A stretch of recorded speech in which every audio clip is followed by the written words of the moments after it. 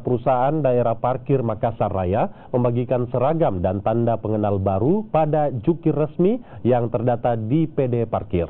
Para juru parkir juga diwajibkan berfoto untuk arsip online PD Parkir. Semua ini dilakukan untuk memberantas parkir liar dan memudahkan identifikasi jukir resmi.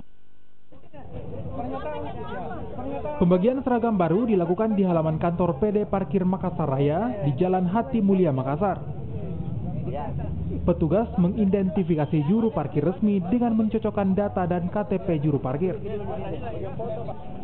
Para juru parkir juga diwajibkan berfoto. Foto ini nantinya akan diupload ke website PD Parkir sebagai data resmi juru parkir yang terdata di PD Parkir. Semua ini dilakukan untuk memberantas parkir liar dan mendata para juru parkir resmi yang sudah diidentifikasi oleh petugas PD Parkir. Dataan sudah kami lakukan di lapangan. Sekarang pendataan secara sistematis kita lakukan pada kantor ini, yang mana nanti pendataan ini akan berlaku secara online dengan pihak-pihak yang berwenang. Sehingga pada saat penertiban penataan di lapangan, mereka tinggal membuka saja website, sudah melihat bahwa misalnya wilayah 1.1 adalah jukirnya adalah ini.